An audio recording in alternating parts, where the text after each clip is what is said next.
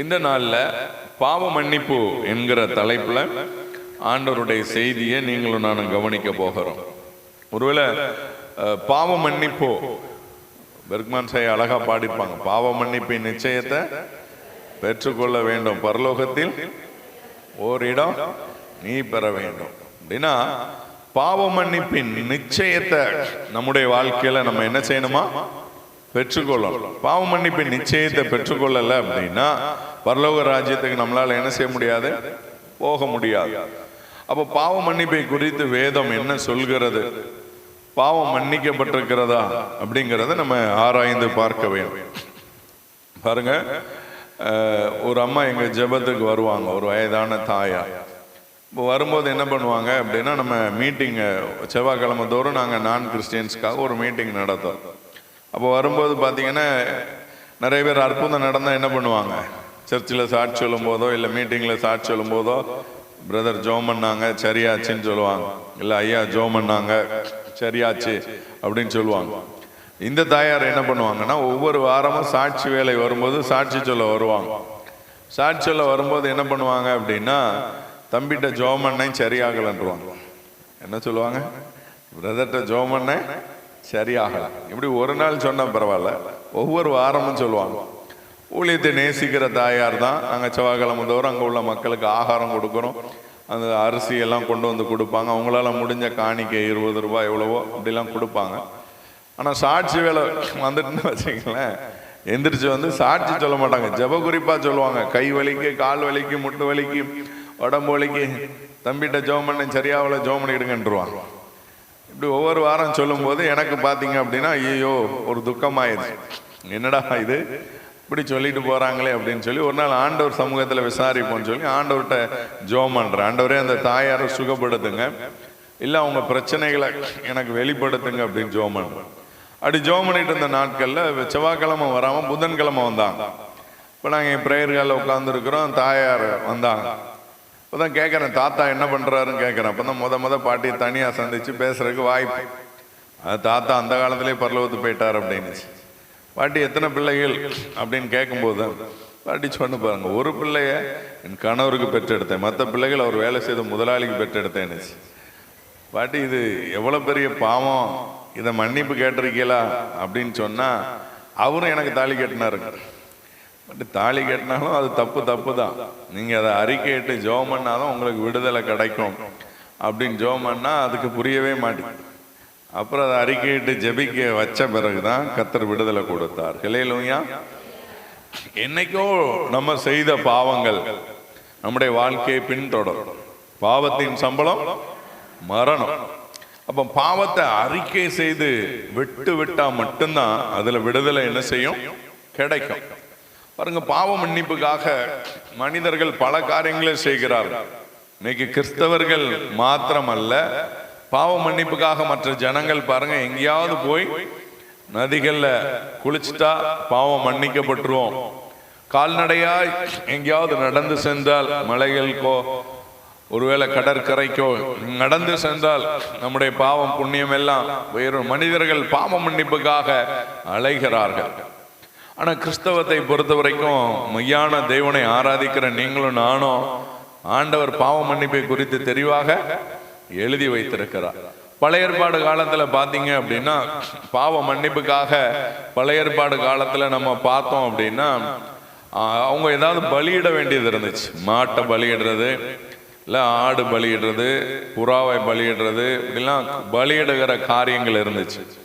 ஆனா இந்த புதிய ஏற்பாடு காலத்துல ஆண்டவர் புதிய உடன்படிக்கை செய்தார். எங்க இருக்குது வாசிக்கலாம். மத்தேயு 26வது அதிகாரம் 28வது வசனத்தை வாசிங்க. இது பாவ மன்னிப்பு உண்டாகும்படி அநேகருக்கு சிந்தப்படுகிற புது உடன்படிக்கையின் இரத்தம். பாருங்க, பாவம் மன்னிப்புக்கு என்றுதான் ஆண்டவர் இந்த நற்கருணை அப்படிங்கிற ஒரு காரியம், திருவிருந்து அப்படிங்கிற ஒரு காரியத்தை தேவன் என்ன செய்தார்? ஏற்படுத்தினார். என்னை நினைவு கூறும்படி. அப்போ பாருங்க, நற்கருணை எடுக்கிறது நிமித்தம் நம்முடைய பாவங்கள் மன்னிக்கப்படுகிறது. ஆனா பாவத்தோடு வந்து யாரும் என்ன செய்யக்கூடாது? நற்கருணை எடுக்கக்கூடாது. ஒரு இடத்துல பாத்தீங்க அப்படின்னா, ஒரு மனிதனை நான் கவனிச்சிருக்கேன், ஆலயத்துக்குள்ள வர்றதுக்கு முன்னாடி சிகரெட் அடிப்பார். சிகரெட்டை வந்து வீசுன்னு வீசுவார். அது அப்படி ஜன்னல் வழியா சர்ச்சுக்குள்ள அந்த புகை என்ன செய்யும், வரும். சர்ச்சு வாசல் சைடு வாசல் ஓரமாக நின்று சிகரெட்டை ஃபுல்லாக ஊதிட்டு வெளியே போட்டுட்டு உள்ள வந்து துணிகரமாய் திருவிருந்து எடுக்கிறான். அப்படி நம்ம திருவிருந்து எடுத்தோம் அப்படின்னா வேதம் சொல்கிறது நம்மளுக்கு பற்பல வியாதிகள் என்ன செய்யும், வரும். சிலர் மரணமே அடைவார்கள் அப்படின்னு வேதம் தெளிவாக நமக்கு போதிக்கிறது.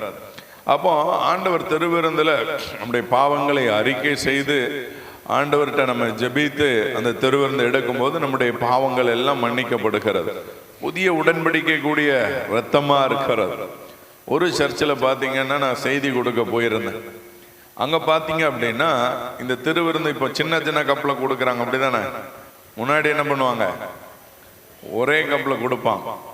அதுக்கு வந்து சண்டை, அந்த ஆலயத்தில் சண்டை. எங்களுக்கு ஒரே கப்பில் தான் கொடுக்கணும், இல்லை ஒரு கூட்டம் இல்லை அது ஒரே கப்பில் கொடுத்தா நோய் பரவிடும், இல்லை ஒரே பாத்திரத்தெல்லாம் பானம் பண்ணுவேன் சொல்லியிருக்கு அப்படின்னு சண்டை எங்க கோர்ட்டில் கேஸ் போட்டாங்க. நம்ம சிஎஸ்ஐ திருச்சபை தான் கோர்ட்டில் கேஸ், திருவிருந்தை இப்படி கொடுக்கணுமா அப்படி கொடுக்கணுமா அப்படின்னு ஒரு கேஸ்.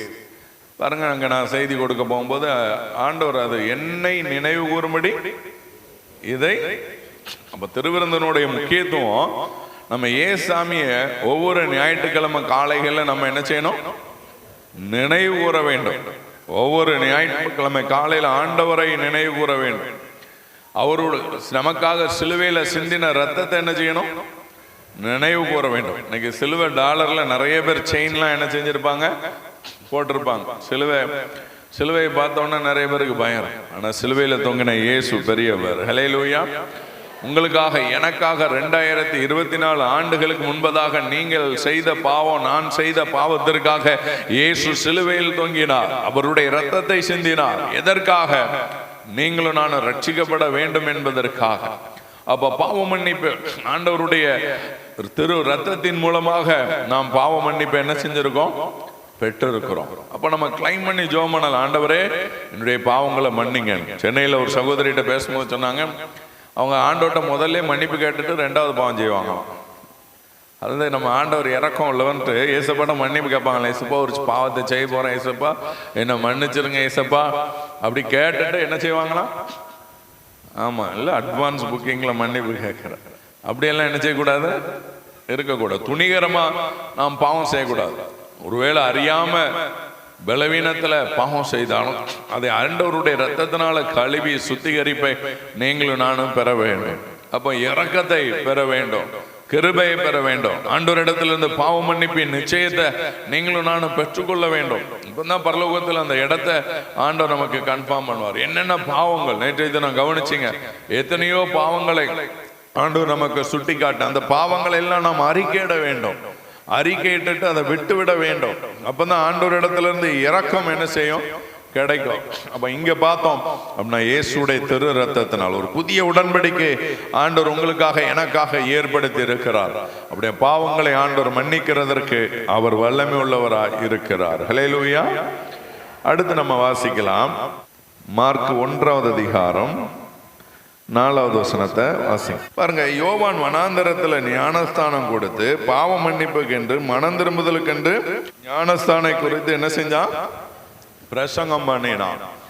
பாருங்க, இங்க பாவ மன்னிப்புக்கென்று ஒரு ஞானஸ்தானம் என்ன செய்யப்படுது, கொடுக்கப்படுது. அடுத்த வசனத்துல பாத்தீங்கன்னா மக்கள் எல்லாரும் பாவத்தை என்ன செய்யறாங்க, அறிக்கையிடுறாங்க. இதனாலதான் இன்னைக்கு சில திருச்சபையில ஃபாதர்கிட்ட வந்து பாவத்தை என்ன செய்யறாங்க, அறிக்கையிடுறாங்க, அந்த பழக்கம். ஆனா இன்னைக்கு நமக்கும் தேவனுக்கும் நடுவுல மத்தியஸ்தர் யாரு தான், இயேசு கிறிஸ்து. அப்ப நம்ம இயேசு கிறிஸ்துவின் இடத்துல நம்முடைய பாவங்கள் எல்லாம் என்ன செய்யலாம், அறிக்கையிடலாம். நம்ம பலவீனங்களை பாவங்களை மனிதர்களிடத்துல நாம் அறிக்கையிடுவதற்கு பதிலாக தேவனிடத்தில் அறிக்கையிட வேண்டும். இப்போ ஒரு ஞானஸ்தானம் கொடுக்கப்படுகிறது பாவ மன்னிப்புக்கென்று. இங்க இருக்கிற எல்லாரும் ஞானஸ்தானம் எடுத்திருப்பீங்க, அப்படிதானே? எல்லாரும் ஞானஸ்தானம் எடுத்திருப்பீங்க. ஆனா ஆண்டவர் இங்க அவரே சொல்றாரு பாருங்க, யோவான் 8வது வசனம் வாசிங்க. நான் ஜலத்தினால் உங்களுக்கு ஞானஸ்தானம் கொடுக்கிறேன், அவரோ பரிசுத்த ஆவியினால் உங்களுக்கு ஞானஸ்தானம் கொடுப்பா. நாம் பெற்ற ஞானஸ்தானம் ஜலத்தினால் பெற்ற ஞானஸ்தானம். ஆனா பைபிள் சொல்ற முக்கியமான ஒரு ஞானஸ்தானம், நம்ம என்ன ஞானஸ்தானத்தையும் பெறணும்? பரிசுத்த ஆவினால் உண்டாகும் ஞானஸ்தானத்தை பெறணும். இப்போ நான் கேட்கிறேன், ஞானஸ்தானம் பெற்றவங்க எல்லாம் கை தூக்க பார்க்கலாம். என்னாச்சு, ஞானஸ்தானமே பெறலையா? நீங்க கை தூக்குங்க. சும்மா சும்மா இல்ல, உண்மையா தூக்குங்க. சரி, கீழே போடுங்க. இப்ப பரிசுத்த ஆவியில ஞானஸ்தானம் பெற்றவங்க, அதான் அபிஷேகம் பெற்றவங்க, பரிசுத்தாவி பெற்றவங்க, அந்நிய பாஷை பேசுறவங்க, அப்படி யாரெல்லாம் இருக்கீங்க? 1 2 3 4 5 6 7 8 கைகள் தான் பார்க்கலாம். ஒருவேளை சிலர் பெறாம இருந்தீங்கன்னா இன்றைக்கு நீங்க என்ன செய்யணும்? பெறணும். நம்முடைய வாழ்க்கையில பாவ மன்னிப்புக்கு என்று ஞானஸ்தானம் இருக்கிறது. ஆனா முக்கியமான ஞானஸ்தானம் பரிசுத்த ஆவியினால் பெறுகிற இந்த கடைசி நாட்கள்ல எங்க பார்த்தாலும் எழுப்புதல் எழுப்புதல் எழுப்புதல் எழுப்புதல்ங்கிற வார்த்தையை தான் நம்ம கேள்விப்படுறோம். ஒரு உபவாச ஜெபம் என்றாலும் எழுப்புதல் உபவாச ஜெபம், ஒரு மொழிரவு ஜெபம்னாலும் இப்போ நடத்துற நிறைய இளம் ஊழியர்கள் ஒரு எழுப்புதல் மொழிரவு ஜெபம். அப்படி எல்லா ஜெபங்களுக்கும் மத்தியில எழுப்புதல் என்கிற வார்த்தை பயன்படுத்தப்படுகிறது. ஒரு கன்வென்ஷன் கூட்டம் நடத்தினா எழுப்புதல் பெருவிழா. இந்த எழுப்புதலுக்காக ஒவ்வொருவரும் ஒவ்வொரு விதமான விளக்கங்களை சொல்லுகிறார்கள். சிலர் சொல்றாங்க திரள் கூட்டமான மனிதர்கள் ரட்சிக்கப்படுறதுதான் எழுப்புதல் அப்படின்னு. இப்ப நானும் தேவ சமூகத்துல ஜெபிக்கும் போது ஆண்டவர் என்கிட்ட காட்டினார், அப்போஸ்தலர் நடவடிக்கையில் உள்ள எழுப்புதல் என்ன செய்யும்? அது என்ன ஆண்டவரை எழுப்புதல் அப்படின்னு ஆண்டவர்கிட்ட கேட்கும் போது ஆண்டவர் சொன்ன விஷயம், எழுப்புதல் என்றால் அந்த மேல் வீட்டறையின் அனுபவம். மேல் வீட்டறையின் அனுபவம் என்றால் எல்லா விசுவாசிகளும் பரிசுத்தாவியை பெற்றுக்கொண்ட அனுபவம். அங்க இருக்கிற எல்லாரும் பரிசுத்தாவின் அபிஷேகத்தை என்ன செஞ்சாங்க? பெற்றுக்கொண்டாங்க. ஒருவேளை இன்னைக்கு பரிசுத்தாவியானுடைய அபிஷேகத்தை வல்லமையை நாம் உணராமல் இருந்தோம்னா நாம் பெற்றுக்கொள்ள வேண்டும். எங்க திருச்சபையும் உங்க திருச்சபை போல ஒரு பாரம்பரியமான திருச்சபை. அப்போ பெரியவர்கள்ட்ட கேட்டா சொல்லுவாங்க, இப்போதான் நம்ம சபையில அல்லேலியாலாம் சொல்ல விட்டுருக்கோம்.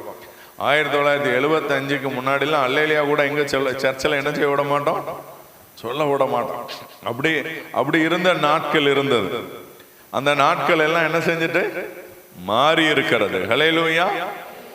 ஆமா, இன்னைக்கு நாம் ஒரு எழுப்புதலை அடைய வேண்டும். ஒரு ஆர்சி ஃபாதர் கேட்டாராம், கோயில் குட்டியார கூட்டு, நம்ம சபைக்கு வர்ற ஆட்கள் வர வர குறைஞ்சிட்டு வராங்களே, எல்லாம் ஆவிக்குரிய சபைக்கு போறாங்களே, என்ன காரணம் அப்படின்னு சொல்லி கேட்டார்.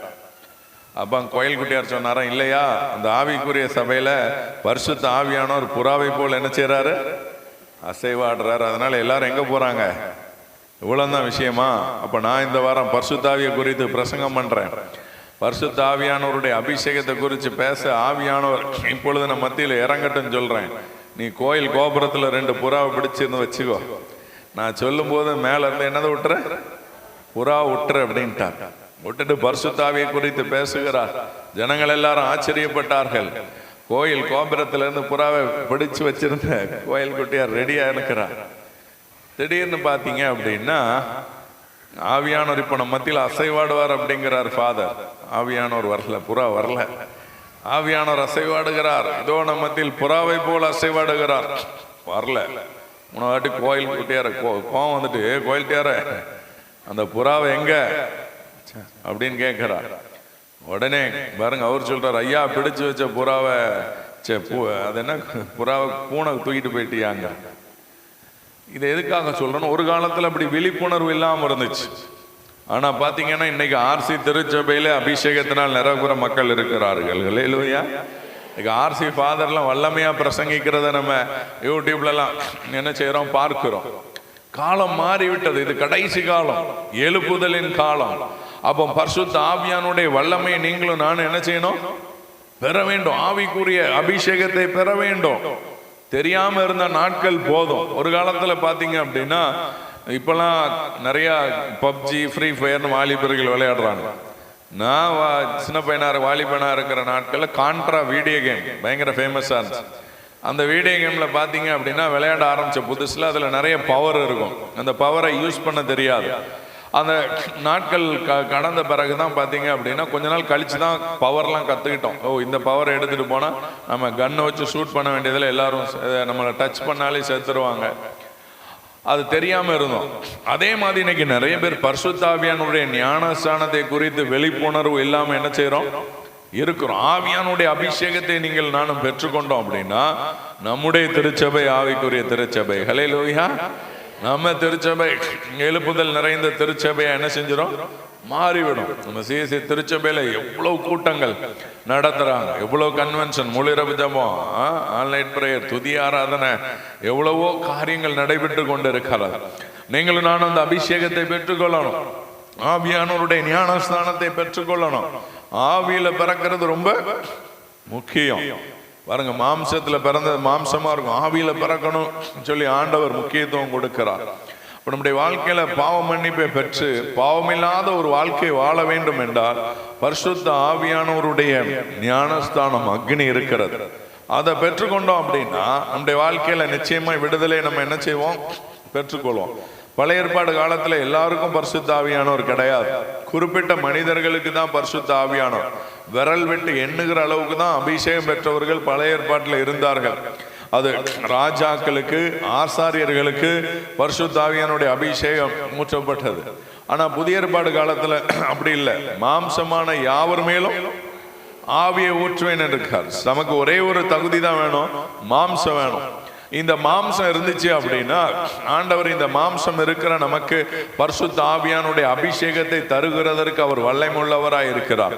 அப்ப ஆவியானுடைய அபிஷேகத்தை நீங்களும் நானும் பெற்றுக்கொண்டோம் அப்படின்னா ஆண்டவர் நிச்சயமாக நம்முடைய வாழ்க்கையில விடுதலை பெரிய காரியத்தை தேவன் செய்கிறதற்கு அவர் வல்லமையுள்ள ஆண்டவராய் இருக்கிறார். ஹல்லேலூயா.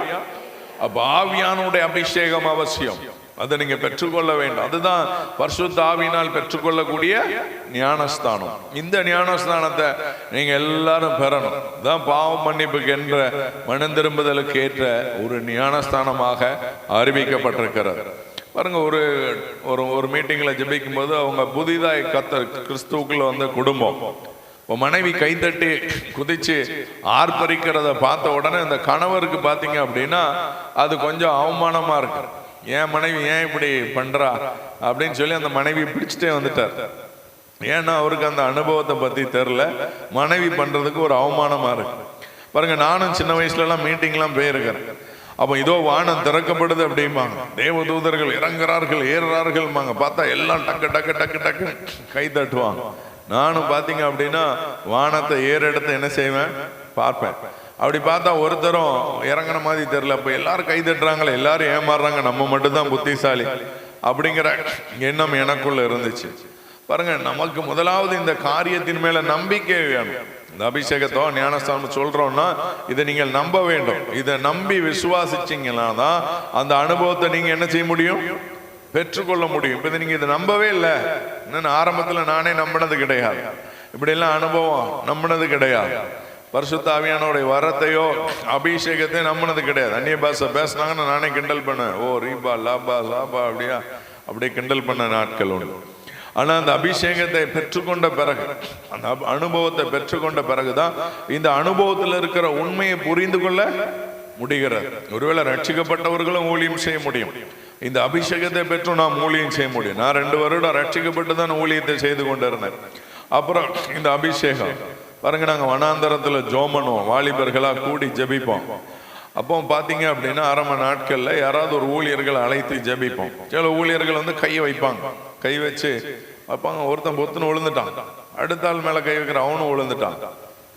அப்புறம் நம்ம மேலே கை வச்சா உளமாட்டிக்கிறோம். அந்த இடத்துல பார்த்தீங்கன்னா ஒரு அவமானமாக இருக்கு, எல்லாரும் விழுறாங்க, நம்ம மட்டும் விழாம இருக்கிறவன். விழுந்தவனை எழுப்பி கேட்டேன், ஒருத்தன் எல்லாம் போன பிறகு என்னடா ஆச்சு? அவன் சொல்றான் சும்மா விழுந்தேங்கிறான். அடுத்தவனை கேட்டா நீ எப்படிடா விழுந்தேன்னா அவனும் சும்மா விழுந்தேங்கிறான். என்னன்னு கேட்டா அவர் தள்ளுறாரு, அவரு நம்ம விழுந்தா அவருக்கு ஒரு மன ஆறுதல் அப்படிங்கிற பாருங்க. ஏன்னா அதை குறித்த நம்பிக்கை அந்த பசங்களுக்கு என்ன செய்யல இல்லை. ஒரு ஊழியக்கார இயேசுவை பார்த்தேன், அப்படி பார்த்தேன், இப்படி பார்த்தேன்னா நம்ம முடிஞ்ச உடனே பசங்க சொல்ல நல்லா கதை விட்டாரலானேங்கிறான். அது இந்த காலத்து இளைஞர்களுக்கு எது மேலே நம்பிக்கை இல்லை. இதுதான் கடைசி காலம். வாலிபர்களுக்குள்ள பாருங்க உணர்வற்ற நிலைமையா இருக்கிறான். நீங்க பண்டிகை நாட்கள்ல இந்த கன்வென்ஷன் கூட்டங்களும் எல்லாத்துக்கும் வாலிபர்களையும் அட்டன் பண்ண சொல்லும். அவ பாருங்க, இப்படி கடைசி காலத்துல வாழ்ந்து கொண்டு இருக்கிறோம். ஆண்டவர் உடைய இந்த ஆவியானுடைய அபிஷேகத்தை நீங்க பெற்றுக்கொள்ளணும். நீங்க முடிவு ஜெபத்துல நம்ம ஜெபம் பண்ணும்போது நீங்க கேட்கணும், எனக்கு அந்த அனுபவத்தை தாங்க ஆண்டவரை, எனக்கு அந்த அனுபவம். ஏன்னா தாகம் உள்ளவர்கள் மேல்தான் தண்ணீரை ஊற்றுவார், வறண்ட நிலங்கள் மேலதான் ஆறு. நமக்கு அந்த தாகமும் வாஞ்சையும் நமக்குள்ள இருக்கும்போது மட்டும்தான் தேவன் அப்படிப்பட்ட அபிஷேகத்தை, அப்படிப்பட்ட வல்லமைய தேவன் நமக்கு தருகிறதற்கு வல்லமை உள்ள ஒரு ஆண்டவராய் இருக்கிறார். ஹல்லேலூயா. பாருங்க, அடுத்து நம்ம வாசிக்கலாம். மார்க் 2வது அதிகாரம் 5வது வசனம். பாருங்க, திமிர்வாதக்காரனை பார்த்து ஆண்டவர் சொல்லுகிறார், உன் பாவங்கள் உனக்கு மன்னிக்கப்பட்டது. அப்ப நிறைய பேர் வியாதியில கஷ்டப்படுறதுக்கு முக்கிய நோக்கம் என்ன நினைக்கிறீங்க? பாவம். நாம் வியாதியில கஷ்டப்படுகிறதுக்கு முக்கியமான காரணம் பாவம். எங்க பார்த்தாலும் வியாதி. இந்த காலத்துல முன்னாடி 60 வயதுல வந்த வியாதி இப்பொழுது 30 வயதுல வருகிறது. 40 வயதுக்கு மேல வந்த வியாதிகள் 20 வயதுக்குள்ள வருகிறது. இப்ப எங்க பார்த்தாலும் சுகர், எங்க பார்த்தாலும் பிரஷர், எங்க பார்த்தாலும் கொலஸ்ட்ரால், எங்க பார்த்தாலும் அலர்ஜி, எங்க பார்த்தாலும் டிப்ரெஷன். மனநல ஆஸ்பத்திரிக்கு போய் பாத்தீங்கன்னா கூட்டம் நிரம்பி என்ன செய்யுது, வழிகிற சிறு வாலிபர்களுக்கு. இன்னைக்கு ஒரு தம்பி பாருங்க, 16 வயசு, அவனுக்கு டிப்ரெஷன், தூக்கம் வரல, மாத்திரை போட்டாதான் தூக்க முடியும். அப்படிப்பட்ட நிலைமை. இன்னைக்கு எங்க பார்த்தாலும் வியாதி அதிகரிக்கிறதற்கு முக்கியமான காரணம் பாவங்கள். இவனை பார்த்து ஆண்டவர் சொல்றார், அவன் திமிர்வாதக்காரன், அவனை மேற்கூரை எல்லாம் பிரிச்சு அவனை உள்ள இறக்கி இருக்காங்க. ஆனா ஆண்டவர் சொல்றார், உன் பாவங்கள் மன்னிக்கப்பட்டது. எல்லாருக்கும் கோபம் வருது, பாவங்களை மன்னிக்க இவரு யாரா அப்படின்னு நினைக்கிறாங்க. ஆனா ஆண்டவர் சொல்றார் பாருங்க, 9வது வசனம் வாசிங்க. உன் பாவங்கள் உனக்கு மன்னிக்கப்பட்டது என்று சொல்வதோ. பாருங்க, பூமியில பாவங்களை மன்னிப்பதற்கு மனுஷகுமாரனுக்கு என்ன இருக்கு? அதிகாரம் இருக்கிறது. இயேசு நம்முடைய வாழ்க்கையில் இருக்கிற பாவங்களை மன்னிக்கிற அதிகாரம் ஆண்டவரிடத்தில் இருக்கிறது. ஹல்லேலூயா. அவர் மட்டும்தான் நம்ம பாவங்களை மன்னிக்க முடியும். அவரிடத்துல அறிக்கையிடுங்க. பாருங்க, நான் வாலிபர்கள் கூட்டத்தில் பிரசங்கம் பண்ணும்போது ஒரு ஓமையை சொல்லுவேன். பாருங்க, சிலருக்கு இல்லை, நீங்க பெரியவங்களா இருந்தா கூட சரி, பிள்ளைக்கு வரன் பார்க்கும்போது எப்படி பார்ப்பீங்க? பிள்ளைகளுக்கோ பேர பிள்ளைகளுக்கோ இல்ல, வரன் பார்க்கும்போது எப்படி பார்க்குறீங்க? எப்படி பார்க்குறீங்க? பொண்ணு பார்க்கும்போது எப்படி பார்க்குறீங்க? பொண்ணோ மாப்பிள்ளையோ பார்க்குறீங்க. சிலருக்கு கலரா இருக்கணும், சிலருக்கு இத்தனை பவுன் போடுவீங்க, 100 பவுன் போடுவீங்களா, 1 லட்சம் இருக்கும், இல்லை 5 லட்சம். இந்த காலத்தில் 5 லட்சம். எல்லாத்தையும் கேட்டு முடிச்சுட்டு கல்யாண கார்டில் ஒரு வசனம் போடுறது, இந்த காரியம் கர்த்தரால் வந்தது. நிறைய டிவோர்ஸ் இன்னைக்கு, நிறைய கணவன் மனைவி பிரிந்திருக்கிறாங்க. அதுவும் கிறிஸ்தவர்கள் குடும்பங்கள்ல நிறைய பிரிவினைகள். ஏன்னா முன்னாடிலாம் பார்த்தீங்க அப்படின்னா, அந்த காலத்துலலாம் ரொம்ப வித்தியாசமான வாழ்க்கை நடைமுறை இருந்துச்சு. இப்போ உள்ள காலம் ரொம்ப மோசம் இல்லை. இப்போ இருக்கிற நீங்கள் மாமியாராக இருக்கிறவங்களாம் 1970 80ல் நீங்கள்லாம் வாலிபர்களாக இருந்திருப்பீங்க. இப்போ உள்ள பிள்ளைகளெல்லாம் நீங்கள் என்ன செய்ய முடியலை, புரிந்து கொள்ள முடியல. எங்க போனாலும் சண்டை, சச்சரவு, பிரச்சனைகள், போராட்டங்கள் இருக்கிறது, பிரிவினை வந்து விடுகிறது. பாருங்க, ஆனா இன்னைக்கு நிறைய நம்மளை அறியாத பிள்ளைகள், ஆண்டவர் அறியாத குடும்பத்தில் இருக்கிற பிள்ளைங்க கூட எப்படி இருக்காங்க, சாட்சியா ஆள்றாங்க. ஒரு பெங்களூர்ல ஒரு மருமகளை மாமியார் கன்னத்தில் அடிச்சுட்டு, இதே நம்ம குடும்பத்தில் நடந்தா என்ன பண்ணுவோம்? பெட்டியை தூக்கிட்டு வாமா பார்த்துக்கலாம் அப்படின்னு சொல்லுவோம். ஆனா அந்த அம்மா என்ன சொல்லிச்சு தெரியுமா? நான் உன்னை சின்ன வயசுல அடிச்சதில்லை, அம்மா அடிச்சேன்னு என்ன செஞ்சுக்கோ, நினைச்சுக்கோ. இந்த காலத்துல பாடுகளை சகிக்கிறதுக்கு, பிரச்சனையை சகிக்கிறதுக்கு யாரும் ஆயத்தமா இல்லாத ஒரு காலம். இங்க பாருங்க, பாவங்களை மன்னிக்க ஆண்டவருக்கு அதிகாரம் இருக்கிறது. ஹல்லேலூயா. எப்பேற்பட்ட பாவியையும் மன்னிக்கிறதற்கு அவர் வல்லமை உள்ள ஆண்டவரா என்ன செய்கிறார், இருக்கிறார். நம்முடைய வாழ்க்கையில் இருக்கிற பாவங்கள், பிரச்சனைகள், போராட்டங்கள் எல்லாவற்றையும் மாற்றுகிறதுக்கு இயேசு வல்லமை உள்ள ஒரு ஆண்டவரா இருக்கிறார். எவ்வளவு கொடிய பாவியையும் கர்த்தர் ரட்சிக்கிறதுக்கு வல்லமை உள்ளவரா இருக்கிறார். பாவத்தின் நிமித்தம் வியாதி வருகிறது. வேதம் சொல்கிறது, பாவத்தின் சம்பளம் மரணம். பாருங்க, 38 வருஷம் ஒரு மனுஷன் எப்படி இருக்கான், வியாதி கொண்டு இருக்கிறான். அவனுக்கு வயசு 38 கிடையாது, அவன் வியாதிக்கு வயசு, அவன் உடம்புல அந்த வியாதி வந்து எத்தனை வருஷம் ஆயிட்டு. இப்ப நிறைய பேர்கிட்ட கேட்டா சொல்லுவீங்க, உங்க வியாதியின் வயசு என்னன்னு கேட்டா, இத்தனை வருஷம் ஆச்சு, சுகர் வந்து பிரஷர் வந்து இத்தனை வருஷம் ஆச்சு, இல்ல அப்படி நிறைய பேருக்கு தன் வியாதிக்கான வயது தெரியும். இப்ப 38 வருஷம் வியாதிக்காரனை பார்த்து இயேசு கேட்கிறாரு, நீ சுகமாகணும் விரும்புறாயா அப்படின்னு கேட்கிறார். ஏன் அப்படி கேட்டாரு? நிறைய பேருக்கு பாத்தீங்கன்னா ரொம்ப வருஷம் வியாதிப்பட்டிருக்கிற ஆட்களுக்கு பாத்தீங்கன்னா நிறைய பேர் மரிச்சா கூட நல்லா இருக்கும் அப்படின்னு நினைக்கிறாங்க. ஒரு பாட்டியம்மா வருவாங்க ஜெபத்துக்கு, அவங்க சொல்லுவாங்க, உன் பாட்டியும் நானும் ஃப்ரெண்டுப்பாங்க. எங்க பாட்டியும் நான் 2nd ஸ்டாண்டர்ட் படிக்கும் போதே பரலோகத்துக்கு போயாச்சு. ஆனா அந்த பாட்டி சொல்லும், அவளும் நானும் ஃப்ரெண்டுயா, எனக்கு ஒரு சாக்காலம் வரணும், சாகணும்னு ஜோம் பண்ணியாம்பாங்க. என்ன ஜோம் பண்ணுவாங்க? நானும் ஜோம் பண்ணியிருக்கேன். ஆனா அந்த பாட்டி நல்லா இருக்காங்க. அந்த பாட்டி சொல்லும், இந்த 80 வயசுக்கு மேல கடந்து நான் பண்றேன் பாடு, ஒரு வயசை தாண்டிட்டா பூமியே என்னதாயிரும், பாடுகளும் உபத்திரவமாய் இல்ல நரக வாழ்க்கையாக மாறிவிடும். பாருங்க, இங்க இருக்கிற மக்கள்லாம் பாத்தீங்கன்னா சென்னைக்கு வேலைக்கு போறாங்க, பிள்ளைகள் எல்லாம் பெற்றுட்டு பெற்றோர் தனியா இருக்கிறாங்க. சென்னைக்கு போய் பார்த்தா அங்க உள்ள பிள்ளைகள்லாம் அமெரிக்காவை பார்த்து வேலைக்கு போயிடுறான், அங்கேயும் பெற்றோர் தனியா இருக்கிற நிலைமை இருக்கிறது.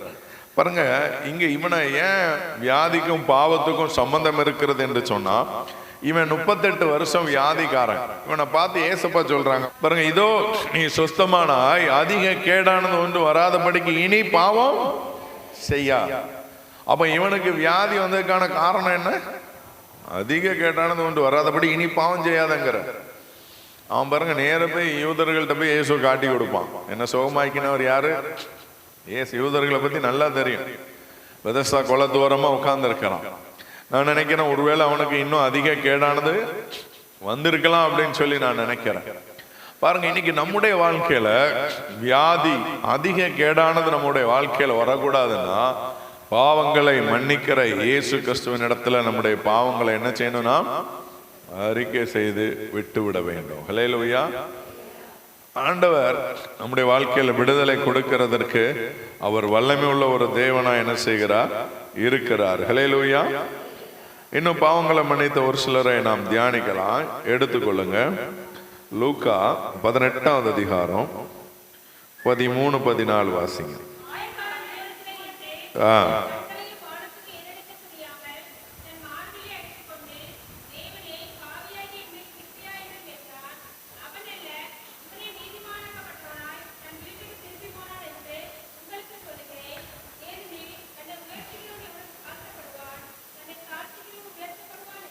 பாருங்க, பாவியாகிய என்மேல், இது யாருடைய சம்பவம்?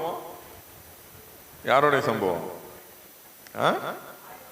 பரிசேயன் ஆயக்காரனுடைய சம்பவம். இங்க ஆயக்காரன் பரிசேயன் சர்ச்சு ஆல்டர்ல உட்காந்து ஜோம் பண்றான்னு வச்சுக்கிடுங்களேன். ஆயக்காரன் சர்ச்சுக்கு வெளியே ஜோம் பண்றான். ஆனா என்ன வார்த்தையை பயன்படுத்துறான்? ஆண்டவரே, பாவியாகி என்மேல் கிருபையாயிரும் அப்படின்னு ஜெபிக்கிறான். பாவியாகி என்மேல் கிருபையாயிருங்க ஆண்டவரேன்னு சொல்லி ஜெபம் பண்றான். பாருங்க, எனக்கு தெரிஞ்ச ஒரு ஐயா, அவருக்கு பாருங்க சிறு வயதுல இருந்து முதுகு வலி, குறுக்கு வலினால பாதிக்கப்பட்டிருந்தவர். இந்த குறுக்கு வலிக்காக அவர் பாருங்க வேலை பார்த்த நாட்கள்ல பல லட்சம் ரூபாய் செலவு பண்ணிட்டார், மருத்துவம் பண்ணிட்டார், ஆபரேஷன் பண்ணிட்டார். ஆனா அந்த முதுகு வலியில இருந்து, குறுக்கு வலியில இருந்து அவருக்கு என்ன கிடைக்கல? விடுதலையே கிடைக்கல. சர்ச்சில் இருக்கிறார், சர்ச்சில் மெம்பரா இருக்கிறார், மிஷினரி ஊழியத்துல செக்ரட்டரியா இருக்கிறார், மிஷினரி ஊழியத்துக்கு காணிக்கெல்லாம் பிரிச்சு அனுப்புறார். இல்ல, இங்க கூட பட்டியல் போட்டிருக்கீங்க எவ்வளவு மிஷினரிகளை தாங்குறீங்க. அதே மாதிரி மிஷினரி ஊழியங்களுக்கு காணிக்கை பிரிச்சு அனுப்புகிற ஊழியத்தை எல்லாம் செய்கிறார். ஆனா அவருடைய வாழ்க்கையில என்ன இல்லை? விடுதலை இல்லை. அதனால நம்ம பாரம்பரியம் கிறிஸ்தவரா இருக்கிறதுனால நம்ம பரலோகத்துக்கு போயிடும்னு ஒருபோதும் நம்ம நினைக்க கூடாது. அவர் வாழ்க்கையில விடுதலை இல்லை. காரணம் என்ன அப்படின்னு பாத்தீங்கன்னா, அவர் கண்டுபிடிக்க முடியல. ரிட்டையர்ட் ஆயிட்டார். பாருங்க, 35 வயது, 35 வருஷமா குறுக்கு வழியில கஷ்டப்படுகிறார். 30-35 வயசுல வந்த வலி வேதனை அவரால் தாங்க முடியல. 65 வயசு ஆயிருச்சு. அந்த டைம்ல ஒரு ஜெபிக்கிற தாயார் இடத்துல போயிருக்கிறார். ஒரு ஜெபிக்கிற தாயார் இடத்துல போய் ஜெபிக்க போயிருக்கிறார். ஜெபிக்க போகும்போது அவங்க சொல்லியிருக்காங்க, உங்களுக்கு என்ன பிரச்சனைன்னு கேட்ட உடனே இவர் இந்த மாதிரி முதுகு வலி குறுக்கு வலியில நான் பாதிக்கப்பட்டிருக்கிறேன். முதுகு வலி குறுக்கு வலியில இருக்கிறவங்களுக்கு தான் தெரியும் அதோடைய வேதனை எவ்வளோ, கஷ்டம் எவ்வளோ அப்படிங்கிறவங்களுக்கு தெரியும். அப்ப அந்த அம்மா சொல்லியிருக்கு, நீங்க ரட்சிக்கப்படுங்க சரியாயிரும். என்ன பண்ணுங்க? ரட்சிக்கப்படுங்க. இங்க ரட்சிப்புங்கிறது ஒரு அனுபவம். இயேசு பூமிக்கு வந்தது பாவிகளை ரட்சிக்கிறதற்காக. அப்போ இவர் கேட்டிருக்கா, ரட்சிக்கப்படனா நான் என்ன செய்யணும்? எத்தனை பேர் அப்படி கேள்வி கேட்டிருக்கீங்க? ரட்சிக்கப்படனா நான் என்ன பண்ணணும் அப்படின்னு கேட்டேன். அப்போ அந்த அம்மா சொல்லியிருக்காங்க, வீட்டில் யாரும் இல்லாத நேரம் ரூமை பூட்டிக்கிட்டு பாவியாகி என்மேல் கிருபையா இருங்கன்னு கேளுங்கன்னு சொல்லியிருக்காங்க. இவர் போனார், வீட்டில் சொந்தக்காரங்களாம் இருக்கிறாங்க. ஒரு 2 நாள் வெயிட் பண்ணிட்டு 3ஆவது நாள் எல்லாரும் ஊருக்கு போயிட்டாங்க. ஊருக்கு போன பிறகு ஒரு ரூமை போய் பூட்டுறார். பூட்டிட்டு முழங்கால் படியிடுகிறார். முழங்கால் படியிட்டு கேட்கிறார், பாவியாகி என்மேல் கிருபையாய் கேட்கிறார், துரோகியாகி என்மேல் கிருபையாருங்க. ஒவ்வொரு பாவங்களா ஞாபகம் வருகிறது. சிறு வயதுல குச்சி திருடினது, ஸ்லேட்டு திருடினது ஞாபகம் வருது. அப்புறம் மாங்காய் திருடினது ஞாபகம் வருது. வாலிப நாட்கள்ல காதல் செய்தது ஞாபகம் வருது. இப்படி ஒவ்வொரு காரியமா ஞாபகம் வருகிறார். ஒவ்வொன்றாய் அறிக்கை எடுக்கிறார். ஆண்டவரே, எல்லா பாவங்களை பண்ணீங்கப்பா, துரோகியாகி என் மேல் கிருபையாருங்கப்பா, பாவியாகி என் மேல் கிருபையாருங்கப்பா. இப்படி அழுது கதறி ஜெபிக்கிறார். அவர் அழுகாமலே, அவர் அறியாமலே கண்ணீர் வருகிறது. தேம்பி ஜெபிக்கிறார். அவர் சொன்னார் பாருங்க, எந்திரிச்சு பார்க்கிறார். 1 மணி நேரம் ஜெபித்திருந்தார். ஹல்லேலூயா. அவர் சொன்னார், 5 நிமிஷத்துக்கு மேல என் வாழ்க்கையில ஜெபம் பண்ணதே கிடையாது. 5 நிமிஷத்துல அகில உலகத்துக்கும் ஜெபம் பண்ணிடுவாராம். ஆப்பிரிக்கா ரசிங்க, அமெரிக்கா ரசிங்க. ஆனா அன்னைக்கு 1 மணி நேரம் ஜெபித்து இருக்கிறார். எழுந்து நின்று பார்க்கிறார். முதுகு வலி இல்லை, குறுக்கு வலி இல்லை. ஹல்லேலூயா. ஆண்டவர் அற்புதமான விடுதலை கொடுத்து விட்டார். இன்னைக்கு 1 மணி நேரம் ஜெபிக்கிறோமா? 1 மணி நேரம் இன்றைக்கு ஊழியர்களை ஜபிச்சாலே பெரிய விஷயமா இருக்கிறது. 1 மணி நேரம் ஜெபம் பண்ணா இவ்வளவு பெரிய ஆளா அப்படின்னு பாக்குறாங்க இந்த காலத்துல. ஆனா இயேசு சொல்றார், நீங்க சோதனைக்கு உட்படாதபடிக்கு 1 மணி நேரமாவது வெளித்திருந்து ஜெபிக்க கூடாது. 1 மணி நேரமாவது வெளித்திருந்து ஜெபிங்கன்னு சொல்லி கேட்கிறார். இன்றைக்கு ஆண்டவர் நம்முடைய வாழ்க்கையில் அற்புத விடுதலை தருகிறதற்கு ஆசையா இருக்கிறார். பாவ மன்னிப்பின் நிச்சயத்தை நீங்களும் நானும் பெற்றுக்கொள்ளணும்னு சொல்லி ஆண்டவர் ஆசையா இருக்கிறார். பாருங்க, இங்க பாவியாக வந்த அந்த ஆயக்காரனுக்கு என்ன கிடைச்சது? விடுதலை கிடைச்சது. ஹல்லேலூயா. இப்ப நம்ம ஆலயத்துக்கு வரும்போது எப்படிப்பட்ட நிலைமைனாலும் வந்திருக்கலாம். இங்க இருந்து உள்ள இருந்து வெளியே போகும்போது நீங்க ஆண்டவரிடத்துல மன்னிப்பையும் விடுதலையும் ரட்சிப்பையும் பெற்றுக்கொண்டுதான் அந்த இடத்தை விட்டு நீங்க என்ன செய்யணும்? போகணும். ஹல்லேலூயா. ஆண்டவர் இன்னைக்கு அற்புதமான விடுதலையை ஆண்டவர் உங்களுக்கு கொடுக்கணும்னு சொல்லி காத்திருக்கிறார். இருதயத்தில் ஒரு வாஞ்சை இருக்கணும், இருதயத்தில் ஒரு தேடல் இருக்கணும். ஆண்டவர் எப்படியாவது இந்த விடுதலை எனக்கு வேணும். நான் சொன்னேன்ல, பெண் பார்க்கும் போது இதெல்லாம் பார்க்கிறோம், அதெல்லாம் பார்க்கிறோம். அப்படிதானே? இந்த காரியம் கர்த்தரால் வந்ததுன்னு போடுறோம் இல்ல? உண்மையாவே பைபிள்ல அந்த வசனத்தை எப்போ போட்டாங்க? பெண் பார்க்க போகும்போது அவர் என்ன பார்த்தாரு? ஈசாக்குக்கு பெண் பார்க்க போறாரு. என்ன பார்த்தாரு? எனக்கு தண்ணி கொடுக்கணும், ஒட்டகத்துக்கு தண்ணி கொடுக்கணும்னு பார்த்தார். இன்னைக்கு நீங்க பெண் பார்க்க போகும்போது அந்த பிள்ளை தண்ணி கொடுக்கா காஃபி கொடுக்கான்னு பார்க்கணும். அதை பார்க்காம எவ்வளவு கிடைக்கும்னு பார்த்துட்டு அப்புறம் கல்யாணம் முடிஞ்சோடனே மாமியார் உட்காந்து கண்ணீர் வடிக்கும். என் மருமகா ஒரு காஃபி கூட போட்டு தர மாட்டேங்கான், ஒரு தண்ணி கூட போட்டு தர மாட்டேங்கான். நீங்க அதையா பாத்திய? அவ காஃபி போடுவாள் பாத்தியலா, தண்ணி கொடுப்பாளான்னு பாத்தியலா? அதை பார்க்கல. எவ்வளவு போடுவா அவ்வளவுதான். அவ வந்து உங்களையும் போட்டுருவா. ஒருவேளை இப்ப இருக்கிற மருமகளுக்கு நான் சொல்ற ஆலோசனை, இப்ப இருக்கிற நீங்களே உங்க மாமியாரை கொடுமைப்படுத்துறீங்கன்னு வச்சுங்களேன், இல்ல மாமியார் மருமகளை கொடுமைப்படுத்துறீங்க. ஆனா இன்னும் 30 வருஷம் கழிச்சு வர்ற ஜெனரேஷன் எப்படி வரும்? புரியுதா? இப்ப இருக்கிற வாலிபர்களா இருக்கிற நீங்க இல்ல இளம் தம்பதிகளா இருக்கிற நீங்க மாமியாரா வருகிற காலம் வரும். அப்பெல்லாம் நாட்டுல சட்டம் வந்துடும். கொலை பண்றது கூட தப்பு இல்லைன்னு என்ன செஞ்சிடும்? சட்டம் வந்துடும். நீங்க மருமகளே வா வா, வலது காலை எடுத்து வச்சு வான்னு பாட்டு போட்டீங்கன்னா அவ துப்பாக்கியோட வருவா. வேர் இஸ் மாமியார் டுமில், வேர் இஸ் மாமனார் சுட்டுதான் என்ன செய்யணும்? ஆமா, அப்படி காலம் வந்துடக்கூடாதுங்கிற யோசிச்சு பாருங்க. ஒருவேளை நம்ம கடைசி காலத்துல வாழ்ந்து கொண்டு இருக்கிறோம். நம்முடைய வாழ்க்கையில நம்ம செய்த எல்லா குற்றங்கள் பாவங்கள் எல்லாவற்றையும் நீங்க அறிக்கையேற்றோம். என்ன காரணம்னால நீங்க என்ன செஞ்சிடணும்? அறிக்கையேற்றணும். அது மாமியாரா அவங்க செஞ்ச தவறுகளை மன்னிச்சிருங்க, அறிக்கையிட. கிறிஸ்தவத்தினுடைய அடிப்படை மன்னிப்பது. அதை மறந்துருங்க. சிலர் மன்னிச்சிருவாங்க, நான் மறக்கவே மாட்டேன் அப்படி இல்ல. மாமியார் கல்யாணம் முடிஞ்ச காலத்துல கொஞ்சம் பலனோட இருக்கும், கொஞ்ச காலம் கழிச்சு அது பவர் இல்லாம பலன் இல்லாம படுக்கையாரும். அப்ப சொல்றது கிளவி என்ன பாடுபடுத்தினா என்ன இல்ல, ஆமா, அப்படிலாம் ஒன்றும் நீங்க செய்யவே வேண்டாம். உங்க மாமியார தாயை போல் பாருங்க. உங்க மருமகள்னா என்ன, மகளை போல பார்க்கணும். நம்ம பிள்ளைக்கு ஒண்ணு, அடுத்த பிள்ளைக்கு ஒண்ணு, அப்படித்தானே? நம்ம மகளை தனியா வச்சிடணும்னு நிறைய பேர் சொல்லுவாங்க. ஆனா மருமக கேட்டா நினைச்ச மாட்டாங்க, வைக்க மாட்டாங்க. அப்படிலாம் இல்லாதபடி ஒரே குடும்பமாய் நேசிக்கிற பிள்ளைகளாய் நாம் மாற வேண்டும். ஹல்லேலூயா. அடுத்து வாசிக்கலாம். யாருடைய பாவங்கள் எல்லாம் மன்னிக்கப்பட்டதுன்னு சொல்லி நாம் தியானிக்கலாம். எடுத்துக்கொள்ளுங்க லூக்கா 7வது அதிகாரம் 47வது வசனத்தை.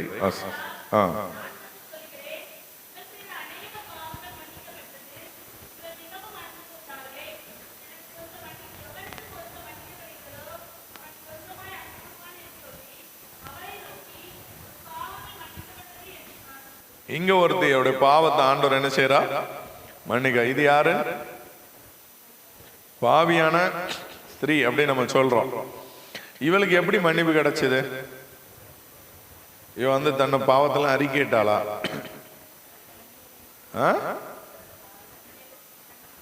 கண்ணீரினால் ஆனா வாயினால் அறிக்கையிட்டாலும் போட்டிருக்கா. இவ ஆண்டவரை வந்து முத்தம் செய்தா. பரிமள தைலத்தினால, பரிமள தைலம் அவ்வளோ விலையேற பெற்றதான் அந்த நாட்கள்ல. சில அதை சேர்த்து வச்சு திருமண செலவு கூட அதை வித்து அந்த பண்ணி வாங்க, அந்த அளவுக்கு விலையேற பெற்றதா இருந்துச்சு. ஆனா ஆண்டவர் பாதத்துல ஊற்றினான். அவ ஒண்ணு செய்தா, ஆண்டவர் இடத்துல அன்பு செலுத்தினா. அவ அன்பு செலுத்த என்னாச்சு? பாவம்லாம் மன்னிக்கப்பட்டுச்சு. ஹல்லேலூயா. சில அம்மா சின்ன பிள்ளைய அடிப்பாங்க, அடிச்சு உடனே அந்த பிள்ளை அழுதுட்டு ஓனாலும் தாய் உடனே கெட்டி பிடிச்சு அரவணைத்து ஒரு முத்தம் கொடுத்த உடனே அந்த பிள்ளைக்கு என்ன எழுதுறோம்? சந்தோஷம். இன்னைக்கு ஆண்டவர்கிட்ட நீங்க அன்பு கூற பாவங்கள் மன்னிக்கப்படும். இன்னைக்கு ஆண்டவர் இடத்துல அன்பு கூறுறோமா? சிலர்கிட்ட சில நல்ல குணம் இருக்கும். முதல் புது சட்டை எங்க தான் போட்டுட்டு வருவாங்க? முதல் நாள் முன்னாடி அந்த காலத்து ஆட்கள்லாம் அப்படி இருந்தாங்க. சர்ச்சுக்கு தான் என்ன செய்வாங்க, புது செருப்பு வாங்கினா கூட முதல் நாள் கோயிலுக்கு போட்டு வந்து வெளியில விட்டுட்டு தான் என்ன செய்வாங்க, போடுவாங்க. ஒரு சகோதரி சொன்னாங்க, அப்படி எப்பவும் செய்வாங்களாம். ஒரு நாள் அப்படி செய்யாம செஞ்சுட்டான், ட்ரெஸ் கிழிஞ்சு போச்சுன்னாங்க. ஆண்டவருக்குன்னு சொல்லி செய்யும் போது ஆண்டவர் அந்த சின்ன சின்ன அன்பை கூட நம்ம இடத்துல என்ன செய்யறா, எதிர்பார்க்கிறார். என் பிள்ளை முதல்ல புது ட்ரெஸ் போட்டு வந்து என்ன பார்க்க வந்திருக்கிறா. அந்த அன்பு ஒவ்வொரு காரியத்தை தேவன் என்ன செய்யறா, எதிர்பார்க்கிறார். ஆண்டவர் மேல செலுத்துற அன்பு. எப்பமாவது சொல்லியிருக்கீங்களா, ஏசப்பாவை பார்த்து, ஆண்டவரே நான் உங்களை நேசிக்கிறேன் ஆண்டவரே சொல்லியிருக்கீங்களா? வெறும் தேவைகளை மட்டும் ஆண்டவர்கிட்ட கேட்டுட்டே இருக்க கூடாது. ஒரு மகள் தன் தகப்பனார் இடத்துல டேடின்னு வந்த உடனே அந்த டேடி பெரிய செல்வந்த அந்த டேடிக்கு தெரிஞ்சிருமா, இல்ல ஷாப்பிங் போனோம் அதுக்காக என்ன செய்யற, உனக்கு என்ன வேணும் அப்படின்னு கேட்பாராம். உன்ன 1000 rupees தாங்க டேடி, ஷாப்பிங் போனோம். இன்னைக்கு சில பிள்ளைகள் அம்மா அப்பான்னு ஐஸ் வச்சா உங்களுக்கு தெரியும் அவன் எதுக்கு இந்த ரேங்க் கார்டை கொண்டு வந்துட்டு அன்னைக்கு ரொம்ப பவ்யமா நடந்துக்குவான், அதுல சைன் வாங்குறதுக்காக. இல்ல பாருங்க, வெறும் தேவைக்காக தேவனிடத்தில் வருகிறவர்களை அல்லாமல் உண்மையாக தேவனை தேடி வருகிறவர்களா இருக்கணும். ஹல்லேலூயா. டிஜிஎஸ் தினகரன் ஐயா மணிக்கணக்கா ஜெபித்தார்கள், 8 மணி நேரம் ஜெபித்தார்கள். ஆண்டவரே 9 வரங்களை எனக்கு தாங்க. அப்போ பரலோகத்துக்கு எடுத்துக்கொள்ளப்பட்ட அனுபவத்துக்குள்ள வந்தாங்க. பரலோக தரிசனத்தை பார்க்கிறாங்க, ஒரு வெளிச்சத்தை பார்க்கிறாங்க, ஒரு சத்தத்தை கேட்கிறாங்க. ஆண்டவருடைய சத்தத்தை கேட்டாங்க. அந்த சத்தத்துல கேட்டாங்க, வாட் யூ வாண்ட், உனக்கு என்ன வேணும்னு ஒரு சத்தம். இப்போ இவர் கேட்டாரோ 9 வரங்கள் வேணும். அப்ப அந்த சத்தம் சிரிச்சுட்டு, அப்ப நான் வேண்டாமா அப்படின்னு கேட்டேன். உன்ன ஆவியான சொன்னதில்ல, நீங்க வேணும்னு கேட்க. அப்புறம் கேட்டார், ஆண்டவரே நீங்க வேணும். அந்த நாளுக்கு பிறகு அவருடைய ஊழியத்தின் பாதையில 9 வரங்கள் செயல்பட ஆரம்பித்தார். இன்னைக்கு ஆண்டவர் இடத்துல உண்மையாய் அன்பு கூறுகிற பிள்ளைகள் ஆண்டவர் என்ன செய்யறார், எதிர்பார்க்கிறார். உண்மையாய் ஆண்டவரை தேடணும். ஜோம் பண்ணாலும் எப்படி ஜோம் பண்ணணும், உண்மையா ஜோம் பண்ணணும். இல்ல நம்ம டீம்ல பேட் வாஷ தம்பி காலையில ஒரு மீட்டிங்ல அழகா சொன்னாங்க, 5 நிமிடம் ஜோம் பண்ணாலும் உண்மையா ஜெபிக்கணும் அப்படின்னு சொன்னாங்க. உண்மையா நம்ம என்ன செய்யணும், ஜெபிக்கணும். உண்மையா ஜெபம் பண்றோமா? ஆண்டவரே உங்க சித்தமான மணமகளை தாங்க, சித்தமான பிள்ளை தான், அப்படி கேட்கணும். ஒரு வாலிப பையன் சொன்னா, நான் அப்படித்தானே கேட்டேன், ஆண்டவரே உமக்கு சித்தமானா ஜாஸ்மீனை கல்யாணம் பண்ணணும், உமக்கு சித்தனா கல்யாணம் பண்ணணும், இல்லைன்னா வேண்டாம் இசப்பா, அப்படி ஜெபம். நல்ல ஜெபம் தானே பண்ணேன் அப்படின்னு. இல்லப்பா, இந்த ஜெபத்திலையும் தப்பு இருக்கு. ஏன்னா ஆண்டவர் சித்தம் தானே கேட்டான், இதுல என்ன தப்பு இருக்கு? இல்ல, உன் மனசுல ஆசை என்னன்னு கேட்டா அவ்வளவுதான், கல்யாணம் பண்ணணும். அப்புறம் ஆண்டவர்கிட்ட போய் என்ன சொல்ற? சித்தம். அப்ப நீ எப்படி ஜெபிக்கணும்? ஆண்டவரே, ஜாஸ்மினை தான் நான் கல்யாணம் பண்ணணும்னு விரும்புறேன், ஏன் சித்தம் இல்ல, உங்க சித்தம் நடக்கட்டும். நீங்க சிலரை மனசுல முடிவு பண்ணிட்டு கிடந்த ஆண்டவர்கிட்ட என்ன நம்ம, அதுதான் ஆண்டவர்கிட்ட ஜெபிக்கிற ஒரு ஓப்பன் கிரீன் பிரேயர், ஒரு ஓப்பனா ஜெபிக்கணும், மனசு விட்டு ஆண்டவர்கிட்ட பேசணும். இவ தன்னுடைய அன்பை ஆண்டவருக்கு செலுத்துகிறார். எல்லாரும் சொன்னாங்க, ஆண்டவர் சொல்றார் அவளுடைய பாவங்கள்.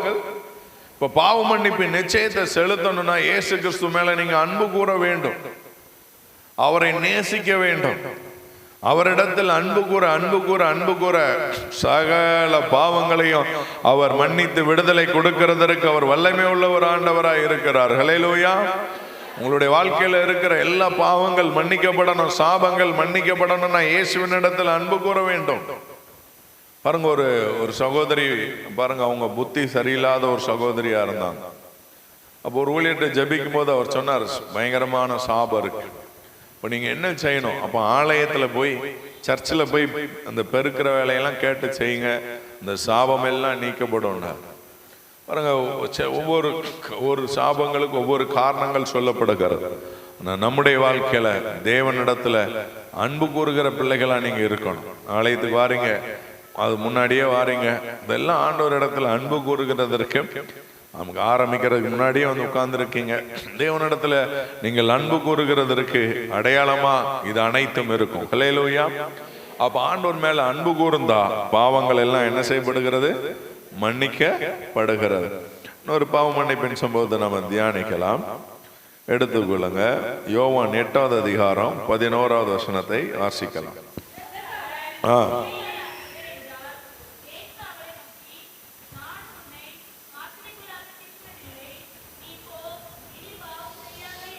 இங்க ஆண்டவர் ஒரு ஸ்திரியை மன்னிக்கிறார். இது யாரு? என்ன ஸ்திரீ? விபச்சாரத்துல கைங்களவுமா பிடிக்கப்படுகிற ஒரு பெண். இவன் இயேசு கிட்ட கொண்டு வராங்க.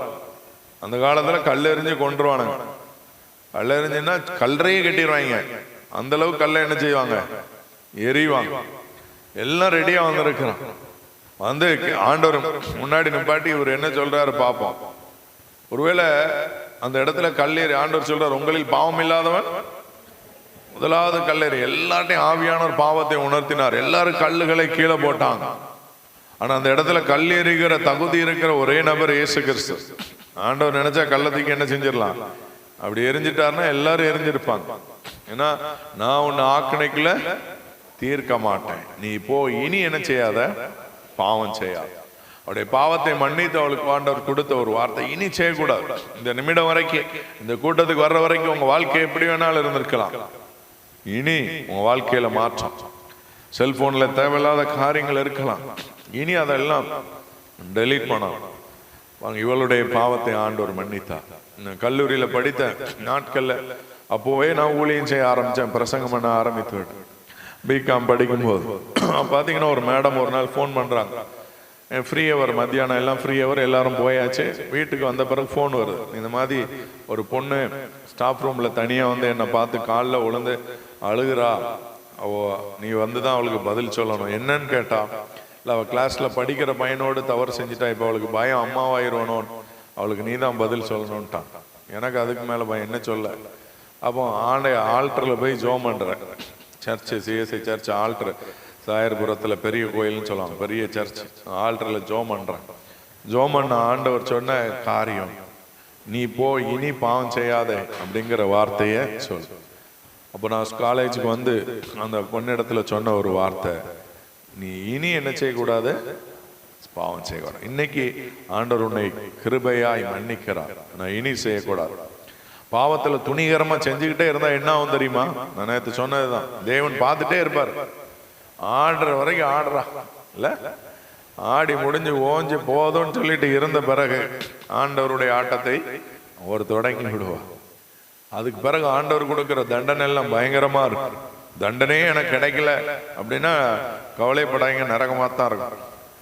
தண்டனை கிடைக்குதுன்னா தான் கொஞ்சம் ஆண்டவர் நம்மளை கிருபையா, அவர் நேசிக்கிற பிள்ளைகளை சிக்ஷிக்கிறார். அப்படிதானே? ஒரு ஆன்லைன் ப்ரேயர்ல பிரசங்கம் பண்ணிட்டு ஒரு வீட்டுக்கு ஜோமனை கூப்பிட்டுருக்கு. வீட்டுக்கு ஜெபிக்க போனா அவர் பார்த்தீங்கன்னா கை கால் இழுத்து வச்சிருச்சு. ஜெபிச்ச ஆண்டவர் சொல்றாரு, இவன் ஒரு ஏழையின் இடத்துல லஞ்சம் வாங்கினான், அதனாலதான் அவன்கிட்ட காணிக்க கூட வாங்காது. அப்போ அவர் இடத்துல ஜெபிக்கும் போது அவர்கிட்ட கேட்கிறேன், என்ன பண்ணீங்கன்னா, கவர்மெண்ட்ல வேலை பார்த்தேன், லஞ்சம் வாங்கினீங்களா? அவர் கோபம் வருது, எல்லாரும் தான் வாங்குறானா ஊர்ல, நான் வாங்கினா என்ன தப்பு அப்படின்னு கேட்க. இல்ல, நீங்க ஒரு ஏழைட்ட வாங்கியிருக்கீங்க, ஆண்டவர் அதை உணர்த்துக்கிறார், நீங்க அதை அறிக்கையிடுங்க, ஆண்டவர் விடுதலை கொடுப்பார். அவருக்கு கோபம், எல்லாரும் ஊர் உலகத்துல லஞ்சம் வாங்குறோம். இல்ல, கர்த்தர் நேசிக்கிற பிள்ளைகளை உங்க மேல கர்த்தர் விலையேற பெற்ற அன்பு என்ன செஞ்சிருக்கிறார், வச்சிருக்கிறார். அதனால ஆண்டவர் உங்களை என்ன செய்கிறார், நேசிக்கிறார். சொன்ன பிறகு நம்முடைய வாழ்க்கையில அறிக்கையிட்டார். நம்முடைய வாழ்க்கையில ஆண்டவர் நம்முடைய எல்லா பாவங்களை மன்னிக்கிறதற்கு அவர் வல்லமை உள்ள ஒரு ஆண்டவரா என்ன செய்கிறார், இருக்கிறார். பாவ சாபம் எல்லாவற்றிலும் ஆண்டவர் விடுதலை கொடுத்து மன்னிக்கிறவர். இயேசுவை நோக்கி, இன்றைக்கு இந்த வீட்டுக்கு ரட்சிப்போ வந்தது அப்படின்னு சொன்னா, ஆண்டவர் நம்ம இல்லத்துக்கு அழைத்துட்டு போகிறவர்களா இருக்கிறோமா? திடீர்னு உங்க வீட்டுக்கு குருவானவரைய ஜெபிக்க வந்துட்டாங்க, என்ன பண்றீங்க? இவ்வளவு ஊழியக்காரங்க ஜெபம் பண்ண வந்துட்டாங்க, என்ன பண்றீங்க? எல்லாரும் சொல்லாம எல்லாம் வந்துட்டாங்க. முந்திலாம் பாத்தீங்கன்னா எல்லா குருவானவரும் பாத்தீங்கன்னா சொல்லாமக்கெல்லாம் போயிடுவாங்க. இப்ப எல்லாம் என்ன சொல்லிட்டாங்க, போன் பண்ணுங்க, பர்த்டேனா என்ன செய்வாங்க, வருவாங்க, கல்யாண நாள்னா வருவாங்க. சிலருக்கு பர்த்டே கல்யாண நாள் ஞாபகம் இருக்கிறதே கிடையாது. ஐயரோல் வந்தால் தான் அது கொஞ்சம் ஞாபகமே நிறைய வீட்டில் வருது. திடீர்னு வந்துட்டா என்ன பண்றீங்க யோசிச்சு பாருங்க. நிறைய வீட்டில் உடனே போய் டிவி என்ன செய்வாங்க, ஆஃப் பண்ணுவாங்க. இல்லை, சிலர் டக்குன்னு ஆசீர்வாதம் டிவி, ஏஞ்சல் டிவி போட்டு வச்சிடுறது. சிலர் பாருங்க அப்பதான் வந்து வீட்டை கிளீன் பண்ணுவாங்க. ஒரு கணவர் குடிகாரராக இருந்தாருன்னா பாட்டில் அப்பதான் போகும். சிலர் அப்பதான் வீட்டை பெருக்குவாங்க. அப்பதான் சிலர் துணி மடிப்பாங்க. கொஞ்சம் இருங்க, சாதாரண எங்களை போல ஊழியர்கள் வந்தாலே இவ்வளவு பயப்படுறீங்க. ஆண்டவர் வந்தா, இயேசு கிறிஸ்து சகை வீட்டுல கால் எடுத்து வைக்கிறார். அவன் சொல்றான், நான் ஏதாவது அநியாயமா ஏழைட்ட வாங்கினா நான் என்ன செய்யறேன், நாளத்தனையா ஆஸ்திகளை பாதி என்ன பண்றேன், ஏழைகளை கொடுக்கறேன். இப்படி நம்மகிட்ட ஆண்டவர் பேசினா செய்வோமா? நான் ஒரு நாள் இப்படிதான் ஜோம் பண்ண, ஆண்டவரே என்கிட்ட பேசுங்கப்பா, பேசுங்கப்பா, பேசுங்கப்பா, உனக்கு உண்டானதை விற்று தரித்திரர் கொடு, நான் உடனே அப்பாலே போச்சா தானே. சில நேரத்தில் அப்படிதான் இருக்கிறோம்.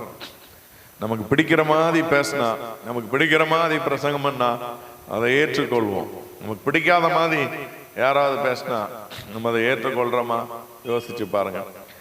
ஏசாமி நம்ம எல்லாருடைய பாவங்களை மன்னிக்கிறார். நம்ம குடும்பத்தினுடைய பாவம் மன்னிக்கப்படணும், முழு குடும்பமும் ரட்சிக்கப்படணும். நம்ம வீட்டுல யாரும் நரகத்துக்கு போக கூடாது, எல்லாரும் பரலோக ராஜ்யத்துக்கு வரணும்னு சொல்லி அவர் சித்தமுள்ள ஒரு ஆண்டவரா என்ன செய்கிறார், இருக்கிறார். எல்லாரும் பரலோக பாக்கியத்தை அடைய வேண்டும். எப்படியாவது மோட்ச வாழ்க்கைக்கு நீங்களும் நானும் போகணும்னு சொல்லி ஆண்டவர் விரும்புகிறார். இந்த உலக வாழ்க்கையோட முடிந்து போகிறது அல்ல வாழ்க்கை. மரித்த அதே வினாடி இன்னொரு இடத்துல கண்ணை திறக்க வேண்டும். ஒண்ணு நித்திய பரலோகம், நித்திய ஜீவன், இல்ல நித்திய நரகம். ரெண்டுல ஒரு வாழ்க்கையை தான் நீங்களும் நானும் முடிவு பண்ண போகிறோம். நம்ம வாழ்க்கை எதற்கு தயாரா இருக்கிறது? நான் மோட்சத்துக்கு போவேன், பரலோகத்துக்கு போவேன், என் பாவம் மன்னிக்கப்பட்டது, நான் நிச்சயமா ஆண்டவரை சந்திப்பேன். பாருங்க, ரத்தம் சிந்துதல் இல்லாமல் பாவ மன்னிப்பு கிடையாது. உங்களுக்காக எனக்காக இயேசு ரத்தம் சிந்தி வைத்திருக்கிறார். பழைய ஏற்பாடு பக்தர்களுக்கு அந்த பாக்கியம் கூட கிடையாது. ஆனா புதிய ஏற்பாடு பக்தர்களா இருக்கிற நமக்கு, புதிய உடன்படிக்கையில இருக்கிற நமக்கு ஆண்டவர் பாவ மன்னிப்பை நிச்சயத்தை ஆண்டவர் தர விரும்புகிறார். இனி பாவம் செய்யாதீங்க, பாவம் என் வாழ்க்கையில வேண்டான்னு சொல்லி முடிவு பண்ணுங்க. எப்படியாவது பரலோகத்துக்கு போகணும், எப்படியாவது நித்திய ஜீவனை அடையணும். சிலருடைய கைகளில் உங்க கணவரை ரட்சிப்புக்குள்ள நடத்துறதே கர்த்தர் உங்களுக்கு கொடுத்த ஊழியமா இருக்கலாம். பிள்ளைகளை ரட்சிப்புக்குள்ள நடத்துறதே கர்த்தர் உங்களுக்கு கொடுத்த ஊழியமா இருக்கலாம். எப்படியாவது முழு குடும்பமும் தேவ ராஜ்யத்துக்குள்ள போனோம், எப்படியாவது முழு குடும்பம் பரலோகத்துக்குள்ள போகணும்னு சொல்லி கர்த்தர் சித்தமுள்ளவரா இருக்கிறார். எப்படியாவது ரட்சிக்கப்படணும், அதுதான் ஆண்டவருடைய விருப்பம். நம்ம எல்லா பாவங்களை சிறு வயதுல இருந்து செய்த எல்லா பாவங்களை ஆண்டவர் இடத்துல அறிக்கையிடுங்க. எல்லா பாவங்களுடைய ஆண்டவர் இடத்துல மன்னிப்பு கேளுங்க. எப்படியாவது நான் மோட்சத்துக்கு போகணும், எப்படியாவது நான் பரலோகத்துக்கு போகணுங்கிற காரியத்துல நீங்களும் நானும் தயாரா இருக்கணும்னு சொல்லி ஆண்டவர் விரும்புகிறார். ஆண்டவருடைய வருகை தாமதிக்குன்னு சொல்லி சிலர் நினைக்கலாம். ஆனா ஆண்டவருடைய வருகை மிகவும் சமீபமா இருக்கிறது. உலகத்தின் எல்லா காரியங்களும் நடந்து கொண்டு இருக்கிறது. எப்படியாவது ஆண்டவருடைய காரியம் மிக விரைவில் நடக்கிற காரியங்கள் எல்லாம் பார்க்கிறோம். யுத்தங்களின் செய்திகளை கேள்விப்படுகிறோம், கொள்ளை நோயை கேள்விப்படுகிறோம், பஞ்சங்களை கேள்விப்படுகிறோம், பூமி அதிர்ச்சிகளை கேள்விப்படுகிறோம். இது எல்லாம் எதற்கு அடையாளமா இருக்கிறதுனா கிறிஸ்துவுடைய வருகைக்கு அடையாளமா இருக்கிறது. அப்ப ஆண்டவருடைய வருகை சமீபமா இருக்கிறது. எப்படியாவது நீங்களும் நானும் ரட்சிக்கப்பட்டு பரலோக பாக்கியத்தை அடையணும்னு சொல்லி கர்த்தர் விரும்புகிறார். ஹல்லேலூயா. ஆமா, உங்களுக்காக ஜெபிக்க விரும்புகிறார். எல்லாரும் எழுந்து நிற்கலாம்.